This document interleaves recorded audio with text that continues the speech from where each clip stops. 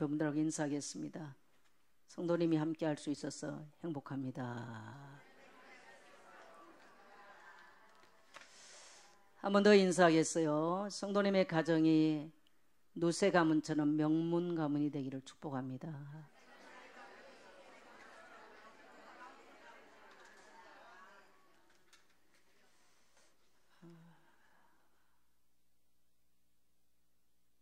요즘 카톡에 떠돌아다닌 글을 하나 읽겠습니다. 송기론 상담학 교수이기도 하고요. 또 목사이기도 하시죠. 아름다운 기도라고 하는 글을 썼습니다. 그래서 우리 교회 카톡방에도 보니까 많이 올라와 있죠. 한번 읽어보겠습니다. 혹시 못 들은 분 계신가 싶어서. 아내와 나는 달라도 너무 다르다. 나는 오른손잡이인데 아내는 왼손잡이다. 그래서 습관에 따라 국그릇을 왼쪽에다 잘 갖다 놓는다. 별것 아닌 것이 그 차이가 신경을 건드린다. 거기다가 나는 종달새형이다. 새벽 시간에 일어나 설친다. 늦잠을 자면 무조건 게으르다고 여긴다. 그런데 내 아내는 올빼미형이다. 밤새 부엉부엉 하다가 새벽에야 잠이 든다. 도대체 맞는 구석이 없다. 나는 물 한 컵을 마셔도 마신 컵은 즉시 씻어준다. 누군가 해야 할 일이고 언제 해도 할 일이며 제가 다시 손을 댈지 모를 일이 아닌가 말이다. 그런데 내 아내는 그게 아니다. 찬장에서 꺼낸 그릇이 없을 때까지 쓰다가 한꺼번에 씻고 몸살을 한다. 나는 미리미리 준비하는 스타일이다. 그런 나와는 달리 아내는 떠나야 할 시간에 화장한다고 정신이 없다. 다가가서 보면 한참 참으로 과간이다.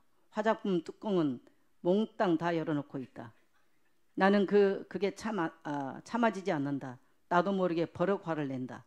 아니 이렇게 두고 외출하다 집에 돌아오면 향 다 날아가고 뭐 땜새 비싼 돈 주고 화장품을 사. 차라리 맹물을 찍어 바르지. 부어줄까 그래? 거기다 나는 약속 시간에 늦는 적이 없다. 나중에는 견디다 못해 성경책까지 들어내밀었다. 예수님이 부활만 하시면 됐지. 뭐 때문에 그 바쁜 와중에 세모파 수건을 겪어놓고 나오시겠어. 당신같이 정리정돈 못하는 사람에게 정리정돈은 얼마나 중요한지 말하고 싶었던 거야. 그게 부활의 첫 메시지야. 당신 부활 믿어? 부활 믿느냐고. 그렇게 아내를 다그치고 몰아세울 때 하늘의 음성을 들었다. 야 이 자식아, 잘하는 내가 해라. 이놈아, 안 되니까 붙여놓은 거 아니겠냐? 너무 큰 충격이었다. 생각의 전환. 그렇게 나 자신을 깨치지 않으면 안 되었다. 사람들이 궁금해하는 게 있다. 나의 은사는 무엇일까? 하지만 뜻밖에도 너무 간단하게 은사를 알 수 있었다. 내 속에서 생겨나는 불평과 불만, 바로 그것이 나 자신의 은사인 것이다. 이를테면 내 안에는 물건이 제자리에 놓여 있지 않고 종이나 불행이가 나뒹구는데도 그것이 눈에 들어오질 않는다. 그러니까 불편한 게 없다. 오히려 밟고 돌아다닌다. 하지만 나는 불편해진다. 화가 치민다. 이 말은 내가 아내보다 정리종들의 탁월한 은사가 있다는 증거다. 하나님이 은사를 주신 목적이 상대방의 마음을 긁어놓고 마음에 상처를 입히는 무기로 사용하는 데 있지 않고 은사는 사랑하는 사람을 섬기라고 주신 선물이다. 바로 그때 내가 알게 된 사실이 있다. 내 아내한테는 뚜껑 여는 은사가 있고 나에게는 뚜껑 닫는 은사가 있는 사실을. 그때부터 아내를 대하는 제 태도가 바뀌었다. 아내가 화장한다고 앉아있으면 내가 다가가 여보 이거 다 썼어? 그러면 뚜껑 닫아도 되지?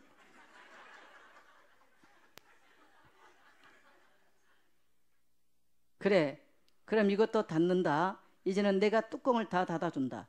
그런데 놀라운 사실은 그렇게 야단을 칠 때는 전혀 꿈쩍도 않던 아내가 서서히 변해가는 것이다. 이렇게 철들어진 내가 좋아하는 기도가 있다. 내가 젊었을 때는 하나님께 세상을 변화시킬 만한 힘을 달라고 기도했다. 하지만 중년이 되었을 때 인생이 얼마나 덧없이 흘러가는가를 알게 되었다. 제가 지금 드리는 기도는 저를 변화시켜 달라는 기도이다. 만약 제가 처음부터 이런 기도를 드렸다면 제 인생은 달라졌을 것이고 더 행복하게 살았을 것이다. 제가 잘 못 읽었어요? 공감이 되십니까? 결혼하신 분들. 저는 결혼을 안 했지만 좀 공감이 좀 많이 됐습니다. 5월이 되면 우리는 이제 어버이 주일이니 어린이 주일이니 부부 주일이니 뭐 스승의 날이니 많은 이렇게 날들을 지나는데 통계를 보니까 이렇게 하면서 오히려 많은 사람들이 5월이 되면 부담스럽고 소외감을 느껴서 외롭고 쓸쓸해서 싫다, 이런 통계가 나왔어요. 그래서 왜 그런가 봤더니 오늘날에는 혼자 사는 독거노인들이 굉장히 많고 가정이 또 깨진 사람들이 많고 또 결혼을 하지 않아서 가정이 없는 사람들이 점점점 늘어나면서 이런 것들이 오히려 부담이 돼서 외롭고 쓸쓸하고 힘든 5월이다 라는 통계가 나왔어요. 그래서 이런 통계를 보면서 가정에 대해 설교하는 것을 많이 좀 생각을 앞으로는 잘 해야 되겠구나 라는 생각을 해보았습니다. 저는 우리 교회에 정말 혼자 살아서 너무 힘들고 고독한 그런 사람 없기를 정말 축복합니다. 축복합니다. 또 이렇게 공감이 안 돼가지고 끝끝내 싸우다가 천국 문 앞에서야 아이고 내가 그 화장품 뚜껑 닫아줄 걸, 이런 분 없도록 미리미리 화장품 뚜껑도 닫아주고, 아이고 제 인간 한 번도 남자들은 주로 양발짝 갖다 안 내가지고 그것 때문에 또 여자들 주로 싸우더만요. 또 양발짝도 잘 그냥 여러분이 알아서 미리미리 갖다 챙겨서 그리 하시기를 바랍니다. 예, 어쨌든 오늘 이 시대는 참 가정이 참 어려운, 가정들이 순환을 받는 그런 시대예요. 원수마귀는 자꾸 가정들이 깨지기를 원해요. 그래서 사람은 이 가정이 황폐해져 버리면요 모든 행복을 다 잃어버려요. 그래서 오늘 저는 룻기서를 통해서 한 번 또 접대 룻기서를 설교를 했는데, 룻기서 하반부를 통해서 룻의 시어머니인 이 나오미의 주관하에 재혼의 프로젝트가 지금 시작되고 있어요. 근데 하여튼 재혼 중에 인류 역사에 최고로 재혼을 잘한 가정, 저는 이 룻이다 그렇게 생각합니다. 그래서 저는 개인적으로 교회 안에 결혼을 안 하겠다 이런 분들은요 오늘 하나님의 음성을 듣고 하게 되시길 축복하고요. 혹시 사별을 하셨거나 본의 아니게 또 예수 믿기 이전에 어려움 당해서 가정이 깨져서 아픔을 겪고 있는 분들이나 이런 분들 계시면 저는 재혼을 적극적으로 권합니다. 혹시 마음에 드신 분 계시는데 찾아가기가 용기가 안 나신 분들은 제게 오십시오. 오늘 룻의 시어머니 나오미가 아름다운 이 프로젝트를 한 것처럼 제가 기꺼이 그 프로젝트를 하겠습니다. 근데 오늘 여러분이 하나님의 말씀을 잘 듣고 가셔야 돼요. 할렐루야. 네. 왜 그러냐면요, 대부분 이혼은 젊은 날 합니다. 젊은 날. 근데 지금 이제 인생이 100세 시대예요. 100세 시대. 100세의 날로라고 하거든. 어느 날 좋은 시 받아서 가겠다고 전하라. 100세 시대가 됐어요. 우리나라 국민 평균 연령이 80 몇 세예요. 그러면 앞으로 살아갈 시간들이 너무나 길다는 거예요. 그래서 지금 고독 사는 사람이 너무 많습니다. 자식이 부모를 죽이는 시대가 돼버렸습니다. 자식이 부모를 버리는 시대가 됐습니다. 정말 저는 하나님 앞에서 이런 시대를 보면서 참 많이 생각합니다. 그래서 저는 이제 교회 안에서 이 재혼이라 이런 것에 대해서요 많은 신학적으로 논란이 분분합니다. 사실 논란이 분분해요. 그래서 저는 오늘 이 룻기서를 보면서 적극적으로 성도들에게 재혼을 추천하는 바입니다. 그렇다고 그러면 우리 목사님은 성경에 어긋난 사람이에요. 저는 절대로 성경에 어긋난 신학 사상을 갖고 있지는 않습니다. 그러면 오늘 우리는 이 룻과 이 룻의 가정 속에서 일어나는 이 신앙의 모습을 먼저 한번 살펴봐야 돼요. 이제 베들레헴으로 돌아왔어요. 어머니 하나님은 나의 하나님, 어머니 백성은 나의 백성이고, 어머니 가는 곳에 나도 갈 것이고, 어머니 죽어 장사되는 곳에 나도 거기 죽어 장사되겠습니다. 이게 룻의 신앙이었습니다. 그래서 와서 이 베들레헴 땅에 돌아와서 해보니까 얼마나 어려워요. 남편들이 없죠. 남자가 집안에 없어요. 도와줄 손길이 없어요. 가진 재산이 없어요. 매일 하루하루 먹는 것이 너무나 힘겨웠던 그런 시대 속에, 그래서 이 젊은 며느리 룻이 날마다 나가서 사람들이 곡식을 걷는 그 장소에 가서 떨어진 것을 주워다 그걸 모아가지고 그 곡식을 찧어서 시어머니를 봉양합니다. 이게 하루하루 그야말로 목구멍 풀칠하기가 너무나 연명하기 어려운 그런 상황이었습니다. 이렇게 해서 생명을 부지하고 있는 이 시어머니 나오미가 어느 날 생각을 합니다. 3장 1절에 보니까 이제 내 며느리를 생각하면서 이제 저가 안식할 곳을 내가 찾아줘야 되겠다.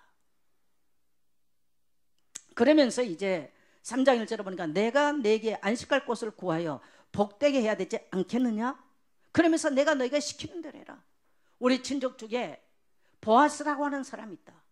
우리에게 있어서 가장 가까이 기업 물을 자니 오늘 밤에 네가 목욕제계를 잘하고 그야말로 꽃단장을 하고 그야말로 향수를 뿌리고 가가지고 어두워지거든. 그 타작마당에 주인이 밤에 그 타작마당을 지켜요. 왜? 혹시 누가 와서 도둑이 가져갈까 봐. 그래서 이 보아스가 오기 전에 네가 먼저 가서 보아스가 덮을 이불 밑에 네가 들어가서 조용하게 누워있어.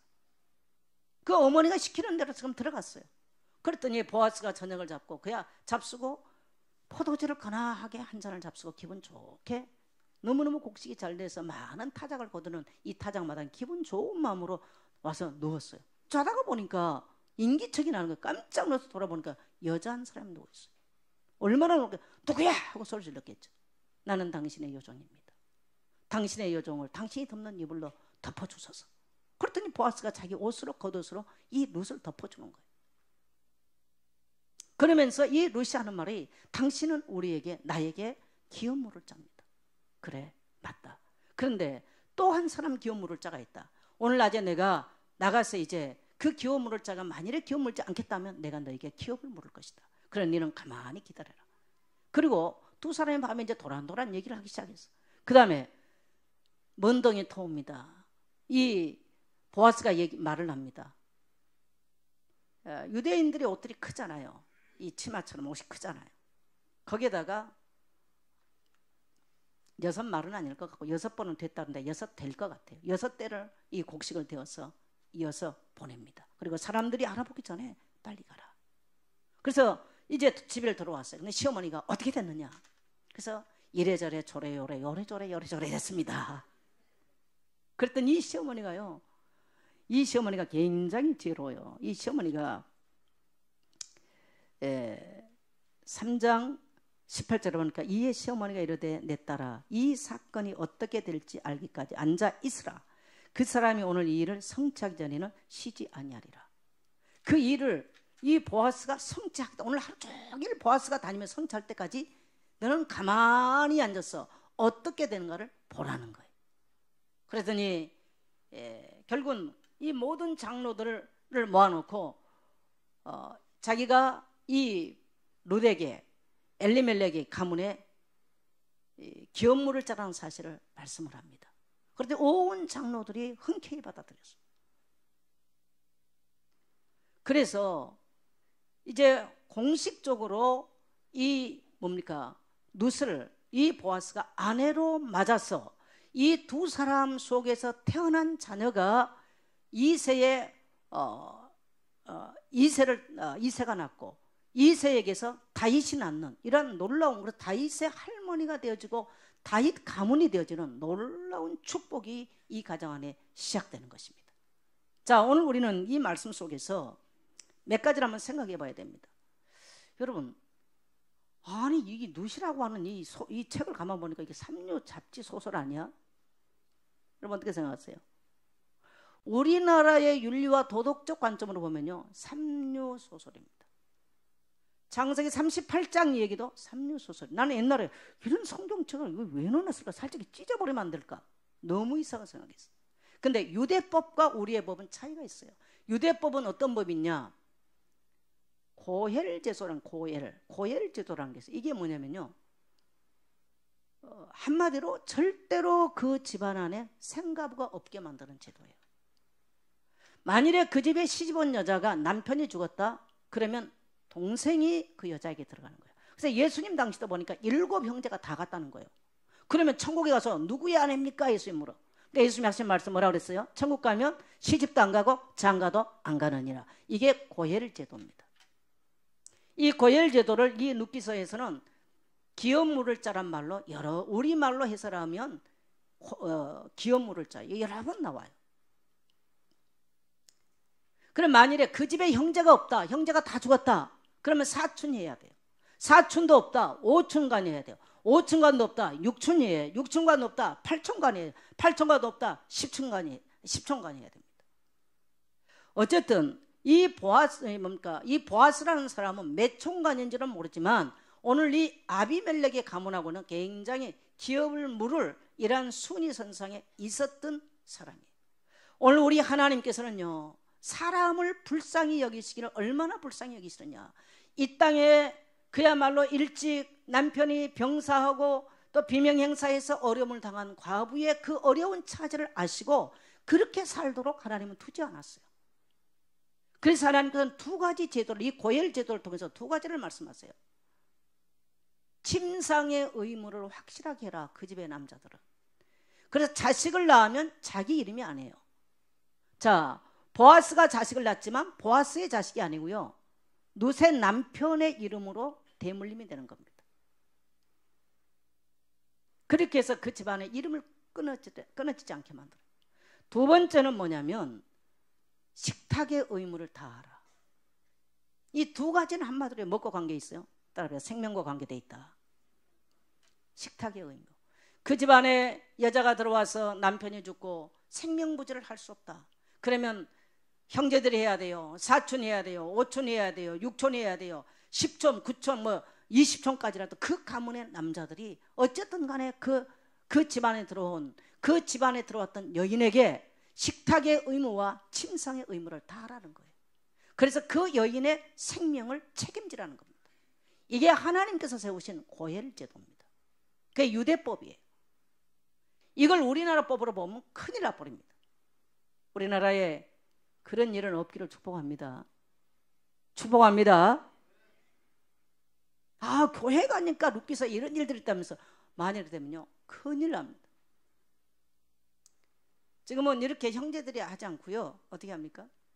재혼하면 돼요. 그러니까 하나님의 방법적으로. 그러면 오늘 우리는 이 성경 전체를 통해서 이 가문 안에 이토록 이 놀라운 영광이 회복되는 이 과정을 한번 봐야 됩니다.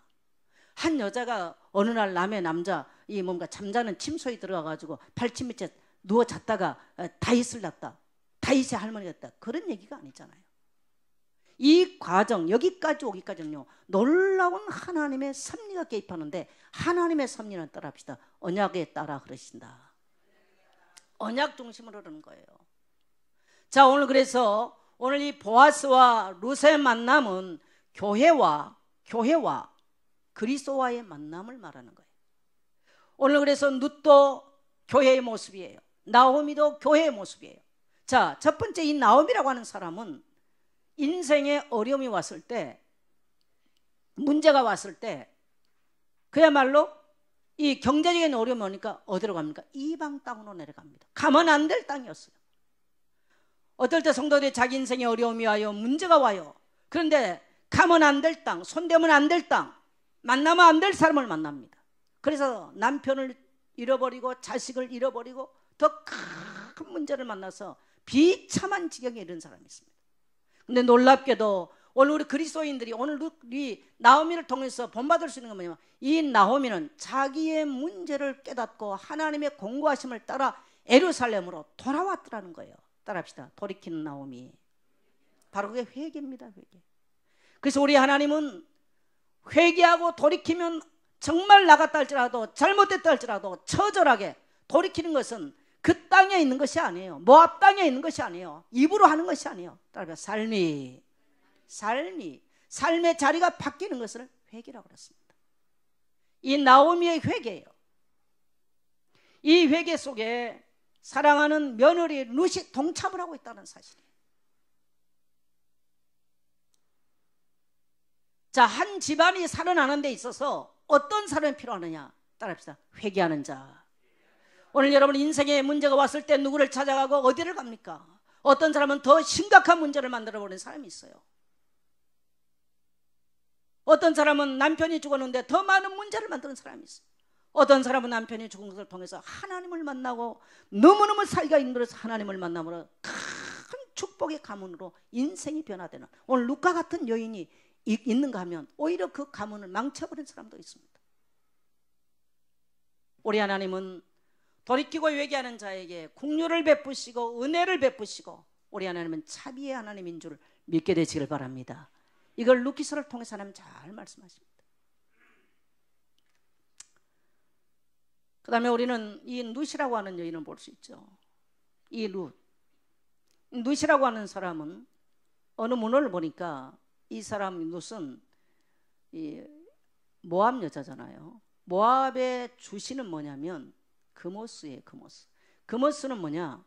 인신 제사를 드리는 것, 사람을 불태워 죽이는 것, 드리는 것, 그 제사를 드리는 우상이 바로 그모스예요.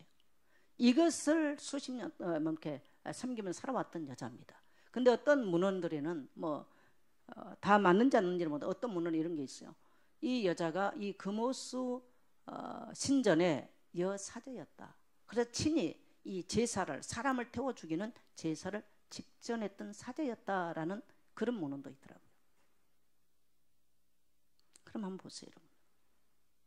이 여자가 자기 인생을 살면서 그모스 신전의 사제로 살았던 여자가 왜, 어떻게 어머니의 하나님이 나의 하나님이 될 것이고 어머니의 백성이 나의 백성이 될 것이며 어머니 주고 장사되는 그 땅에 나도 장사되겠습니다라는 고백을 할 수 있었을까요? 이 여자는 지금 뭘 들었어요? 남편을 통해서요. 이는 복음을 들은 거예요. 우리 민족은 야훼 하나님을 섬기는 민족이다. 야훼 하나님은 천지 만물을 창조하셨던 하나님이시다.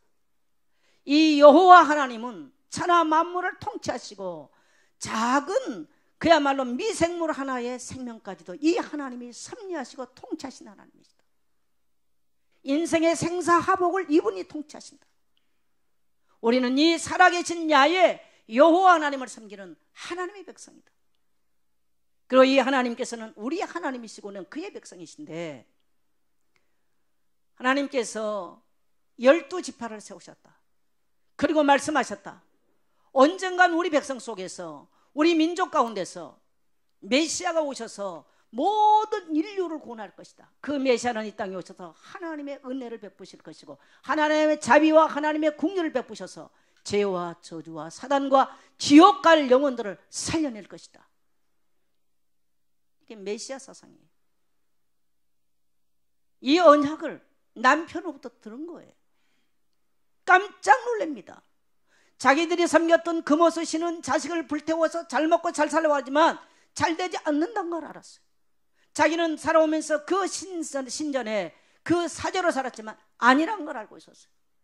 이 언약을, 이 메시지를 듣고 난 이 여인의 가슴은 뛰기 시작했습니다. 아, 그 하나님, 그 백성. 그런데 그 메시아는 유다 지파에서 오신다. 우리가 바로 그 유다 지파에 속한, 내가 바로 유다 지파에 속한 사람이다. 내 비록 어려움을 당해서 이방 땅에 와 있지만 우리 백성은 바로 유다 지파에 속한 백성이다. 그리고 그 메시아는 바로 베들레헴에서 올 것이다. 우리의 고향은, 나의 고향은 바로 베들레헴 사람이다. 여러분이라면 어떻게 하겠습니까?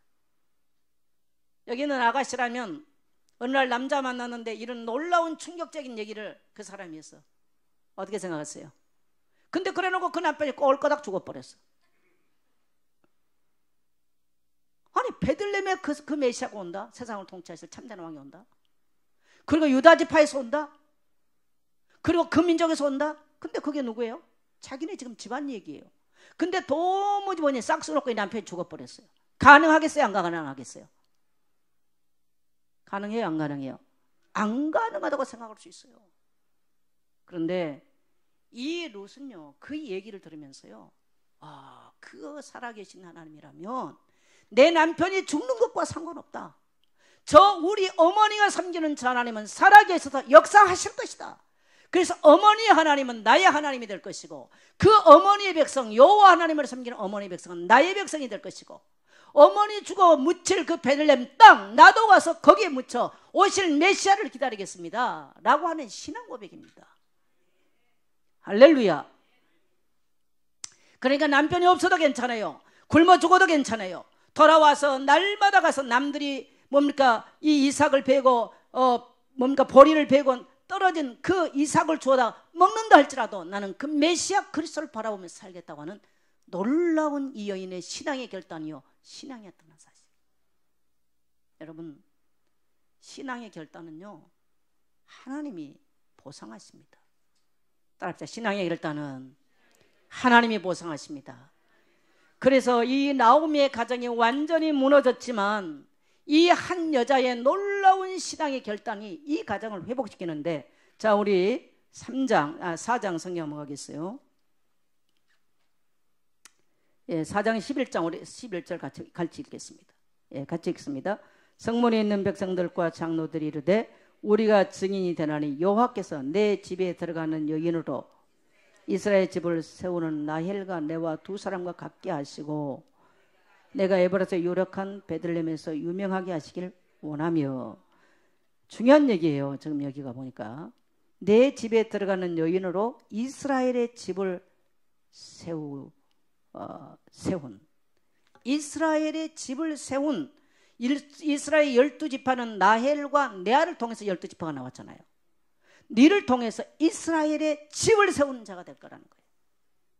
여러분, 우리가 신앙생활 할 때 정말 이 땅에 나를 찾아오신 예수 그리스도가 나의 죄와 저주와 지옥문을 닫고 그 멸망의 가문에서 나를 건져냈다 라는 사실을 믿고 내가 이 세상 조건과 상관없이 돌이켜 그리스도에게 나가면 주님은 우리를 통해서 무너진 내 인생, 무너진 우리의 가문을 나를 통해서 이렇게 세우는, 그래서 하나님의 나라를 내 가정 가문 안에 세우는 놀라운 일들을 하게 되신 줄 믿습니다.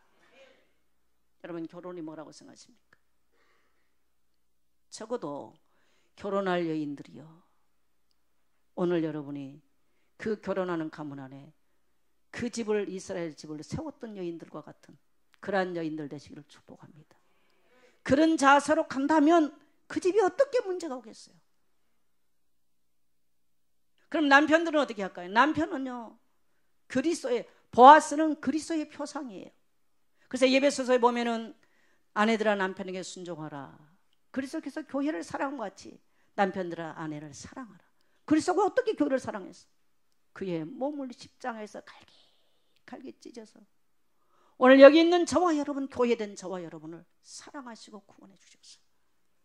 성도는 이 그리스도의 교회를 향한 이 사랑을 경험하지 못하면 성도의 신앙은 잘못 나갑니다. 교회 오면 자기 생각 주장해요, 자기 내세워요, 엉뚱하게 해요. 문제 오면 저 애굽으로 돌아가는 이런 상황이 벌어지는 거예요. 그래서 남편들은요, 자기 집안에 들어온 여인을, 내 가문을 살리려고 돌아오는 나헬과 내와 같은 여인이구나. 비록 별 볼 일 없고 배우지도 못했고 가문도 별로 없는 것처럼 보이고, 여러분 룻은 지금 대단합니까? 따라합시다. 내 아내가 룻보다는 낫다. 어떠세요? 남성분들 대답 한번 해보십시오. 대답이 없어요.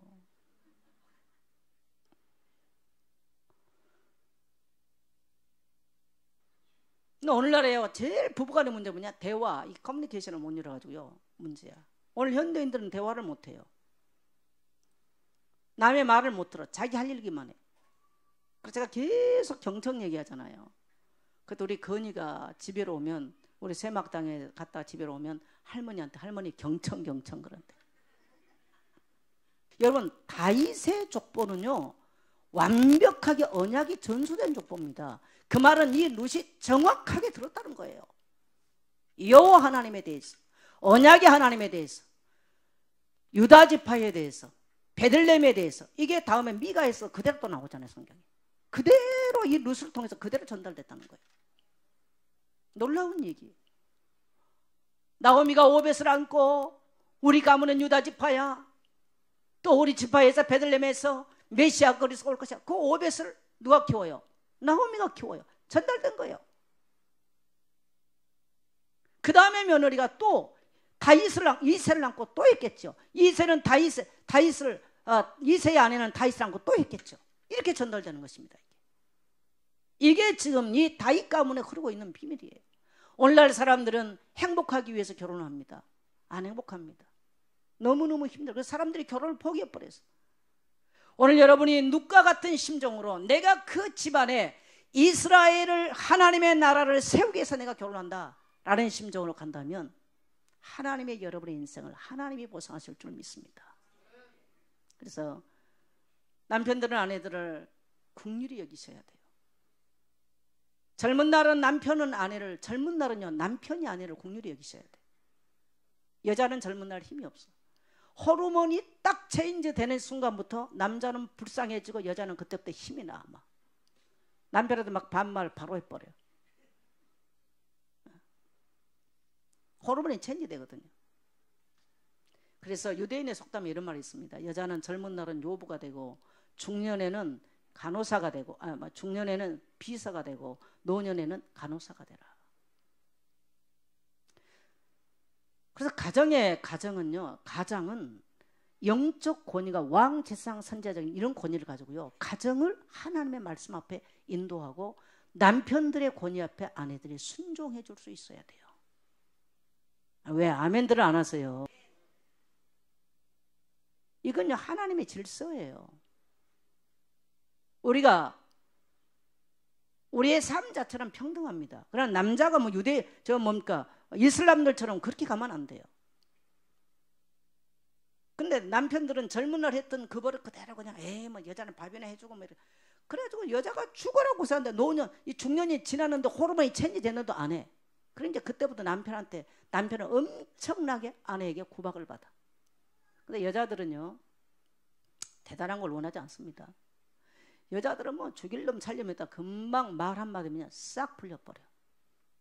오늘 집에 우리 모든 남편을 돌아가서 딱 아내의 손을 잡고 저린 손이 외로워 살며시 잡아본 순간, 노래 모르는 사람들 인터넷 치면 다 나와. 근데 평생 그 소통 한마디가 안 되는 거야. 이게 오늘날의 제일 문제는 뭐냐, 소통이 안 되는 거. 제가 어제 병원을 잠깐 갔어요. 병원 가서 이렇게 이제 좀 기다리고 있는데 제가 볼 때 한 70 한 초중반 좀 되는 할머니 한 분 오셨는데요. 어디서 어떤 이 진단서를 처방전을 가지고 왔는데 그 병원에 가지고 막 쭉 우기는 거야. 그러니까 앞에 그 업무를 보는 간호사들이 이 할머니 우리 게 아니고 저 해도요 소용이 없어. 들으려고를 안 하더만 일단. 그래서 우리 윤석 권사님은 둘이 또 참 만일에 우리가 나이 먹어서 저렇게 되면 큰일 나죠. 그러니까 상대방이 뭘 말하가 돼야 얘기가 돼야 약을 주든가 주사를 놓든지 뭘 해야 되는데 듣지를 않아. 한 30분을, 이건 행패도 아니고. 난 그걸 보면서 이 노인 문제가 심각하구나. 그 뭐냐, 이미 사람들이요 남의 얘기를 못해요. 못 들어요. 남하고 대화를 못해요. 오늘 가정의 통계를 보니까 가정의 제일 첫째 문제가 뭐냐, 대화 소통 부재. 이게 문제예요. 오늘 여러분 돌아가서 여러분 아내하고 남편 앉아가지고요 대화를 하는데 30분 무조건 남편이 하는 거 여러분 뚜껑이 덮었다 날랐다 해도요 그냥 들으세요. 또 아내가 하는 거 들어야 돼요. 이 훈련을 하세요. 훈련을. 저는 어떤 사람들 얘기를 해보면요, 이런 지하에 이렇게 얘기를 하면 잘라버리죠. 안 해요. 저도 그런 사람하고 제가 깊이 얘기할 필요가 없어요. 이게 이제 오늘 현대인들이 점점점 그래서 문제가 됩니다. 그래서 듣지를 못하는 시대가 왔어요. 사단이 그렇게 만들었어요. 그래야 하나님 말씀도 못 듣거든요. 오늘 중요한 이 룻은 그 집안에 이스라엘의 집을 세우러 들어가는 자였다는 거예요. 행복하기 위해서 간 여자가 아니에요.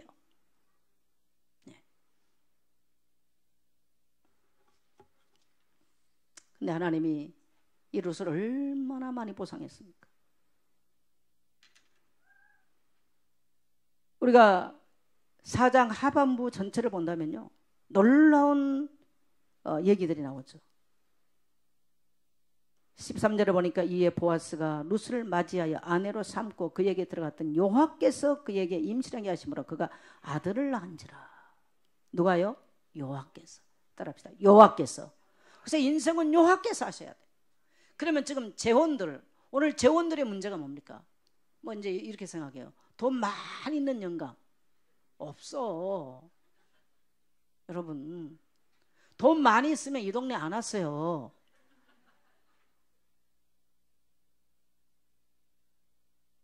그렇게 전제를 하셔야 돼요.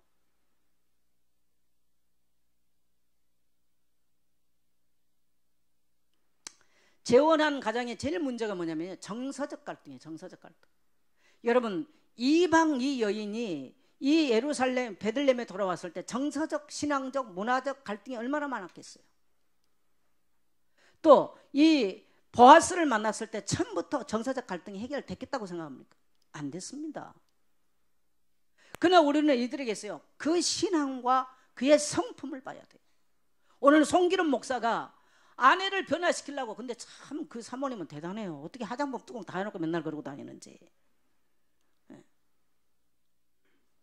그럼에도 불구하고 이 송기름 목사님 그 아내를 좀 변화시켜보려고 그랬는데 안 변하더래요. 그래서 자기가 이제 그 송기름 목사님 연세가 많거든요. 내가 변한 게 빠르겠다. 그래서 화장한다고 앉기만 하면 다 닫아주준다잖아. 내가 변하니까 남편 변하더래잖아요. 재혼은 그렇게 하는 겁니다. 따라서 재혼은 그렇게 돼야 가능하다. 어떻게 여러분 재혼이, 그래서 재혼은요 굉장히, 그래서 재혼을 하려면 여러분 친구의 조언을 들으면 안 돼요. 거의 실패해요. 친구들이 주변에 있으면. 왜? 친구들은 이렇게 봅니다. 친구 입장에서 봅니다. 아유 저 사람 어쩌고 한 번 들어, 두 번 들어, 세 번 들어. 한 번 보고 두 번 보고 자꾸 들으면 이게 문제가 와버려. 그래서 아주 객관적인 사람을 만나야 돼요. 좋은 자를. 할렐루야. 친구들은 주변에서 친구 편을 들거든요. 남자친구는 남자 편에서 말을 하고 여자친구는 여자 편에서 말을 해요. 그래서 그 가정이 깨져버려요. 근데 말은 굉장히 맞습니다. A뿔 줄 만큼 맞아. 여러분 솔직히 니나 나나 까놓고 보면 우리 뭐 비판받을 게 없어요. 많아요. 여러분 결혼이라고 하는 것은요 전혀 다른 사람끼리요 틀린 게 아니에요. 다른 사람에 모여 사는데 얼마나 어려워. 계속 남편 문제를 보면요 어느 날 그 집이, 마태복음 12장에 보면요 서로 분쟁하면 그 집이 황폐해져 버려요. 계속 비판을 하면요 가정 생태계가 파괴돼 버립니다. 재혼을 했는데 주변에서 계속 친구들이 왔다 가면서 아이고 그 사람 양말도 안 갖다 놓고 맨날 또 남편 친구들 왔고 화장품 뚜껑도 안 이래 해버리면요 그 집안의 생태계가 파괴돼 버립니다. 그래서 가정이 안 돼요. 그게 사단의 장난입니다. 대단한 사람 말고 여러분 평생 함께, 요즘 사람들이 지금 우리나라 이 애완동물이요 700만 시대더라고요. 오늘 아침 뉴스에. 그래서 대기업이 이제 조 단위로 이제 보면서 뛰어들어요. 왜 그럴까요? 외롭고 힘들어요. 그러니까 사람들이 짐승을 키워요. 짐승하고 앉아서 뽀뽀하고 밥 먹여주고 이러고 앉아있어. 사람들하고 못하니까. 사람하고 하면 너무 힘들어. 대화도 안 통해. 소통하려면 힘들어. 여러분 하나님의 말씀 앞에 가면요 따라합시다. 아무 문제 없다. 근데 이 땅에 살 동안까지는 있어. 왜 없겠어요. 자, 남편은 아내에게 있어서 보았어야 돼요. 할렐루야. 우리 여인들이 별로 대답들이 없으시네. 보았어. 여러분의 결혼은요 교회가 그리스도를 만남처럼, 여러분 우리가 예수 믿고 나니까 이 세상에 절망과 좌절과 슬픔 너무너무 많았어요. 예산에 돌아오니까 주님은 우리의 절망에서 우리를 소망으로, 우리의 실패에서 우리를 기쁨과 희락 가운데로 우리의 인생을 바꿔주시니까 바로 예수 그리스도예요. 바로 결혼은 이 보아스를 통해서 결혼은 그런 것이라고 하는 것을 말씀해 주십니다. 언제? 인생의 주관자가 하나, 주관자 되신 하나님이 그 가정 안에 주인 될 때만 가능한 거예요. 그러려면 안 평안합니다. 평안할 수가 없어요. 오늘날은 여자도 굉장히 지식이 많아. 남자도 지식이 많아. 그래서 어려워져요. 평생 재혼하신 분들은 꼭 좋은, 우리 교회 안에 지금 뭐 혼자 사시는 성도님들 제가 보니까 꽤 많아요. 남자분들도 많고. 그래서 저는 참 많이 제가 마음속에서 생각을 많이 합니다. 어떻게 하면 재혼 프로젝트를 만들까? 정말요. 목사는요 성도를 생각 많이 해요. 여러분에게 말을 안 해서 그렇지. 그래서 늘 사람들 밖에 가서 봐도 괜찮은 참한 여자분 있다. 우리 교회 남자분 어떤 분 없나.